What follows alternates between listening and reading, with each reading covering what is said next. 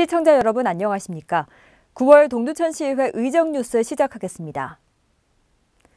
동두천시의회가 지난 8월 29일 행정사무감사를 앞두고 주요 사업 현장 방문에 나섰습니다.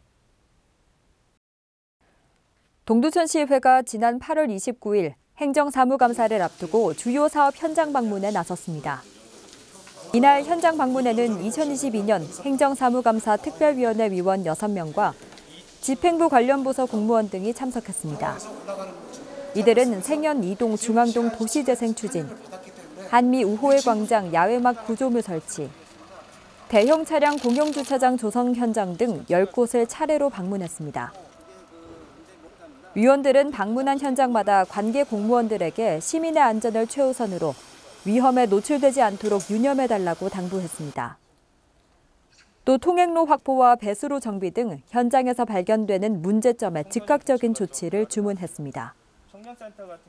김승호 의장은 앞으로도 현장을 수시로 방문해 현장 중심의 의회상을 구현하고 더 크게 듣고 더 많이 뛰는 의정 활동을 통해 시민들과 함께하겠다고 말했습니다.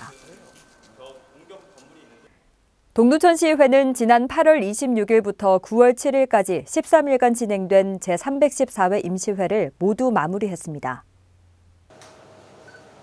동두천시의회는 지난 8월 26일부터 9월 7일까지 13일간 진행된 제314회 임시회를 모두 마무리했습니다.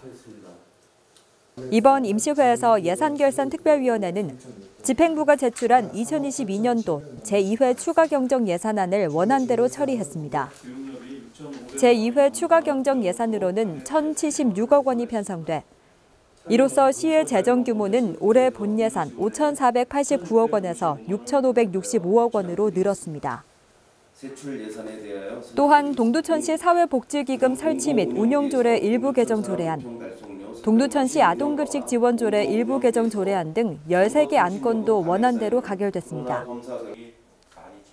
김승호 의장은 이번 회기에서도 시민의 삶과 직결되는 많은 안건이 통과됐다며 특히 최근 발생한 태풍 흰남노와 관련해 언제 맞닥뜨릴지 모르는 자연재난 대비해 공직자는 만전을 기해달라고 말했습니다. 동두천시의회는 지난 9월 15일 9월 중 의원 정담회를 개최해 집행부에서 제출한 안건에 대한 의견을 나눴습니다.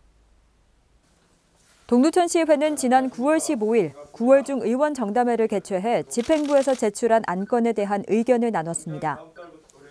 이날 논의된 의원 발의 조례안으로는 황주룡 의원이 대표 발의한 동두천시의회 의원 행동강령 조례 일부 개정 조례안, 이은경 의원이 대표 발의한 동두천시 소상공인 지원에 관한 조례 일부 개정 조례안 등 6건입니다.